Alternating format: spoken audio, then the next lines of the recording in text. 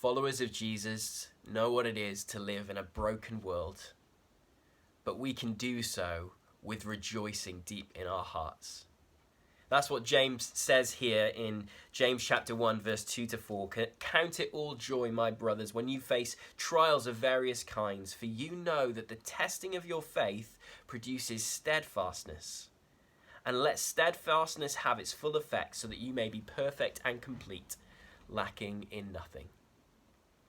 The kind of joy that we are talking about Christians as having here is not a joy in pain. No, we can name trials for what they are. They are difficult, they are hard, they are not nice. But we can rejoice in our trials because of what our trials are accomplishing in our lives. They are bringing to us the gift of steadfastness, James says. It reminds me of one of my newfound heroes, George Hood, a 62-year-old who recently broke the world record for planking. Planking lying horizontally just above the ground, putting much tension on your core muscles. And I'm sure that George Hood wasn't rejoicing in the pain that his body was going through as he broke that world record. But he was rejoicing in what that pain was accomplishing, namely making him the world record holder.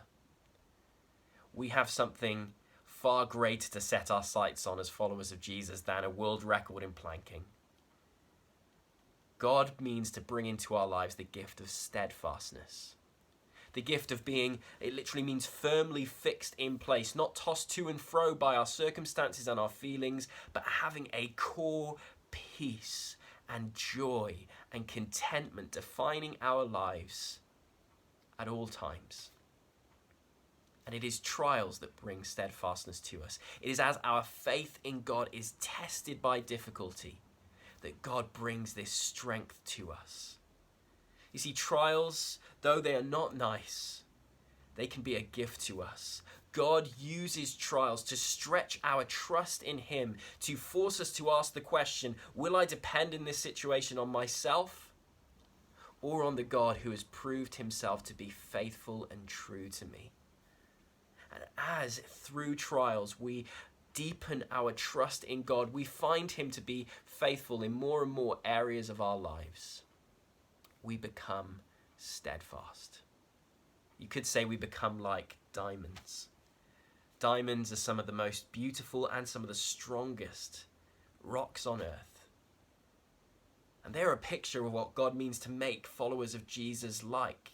Steadfast, strong, beautifully shining His faithfulness to the world. But where are diamonds formed? They are formed in the dark, in hidden places where there is difficulty. Do not fear the dark. Do not fear your trial, for your trial is forming you. It is forming in you a deep and a steadfast trust in God that no circumstance or feeling will rob away from you. Walk into trials, rejoicing, knowing that God is using these things to bring to you the gift of steadfastness in Him.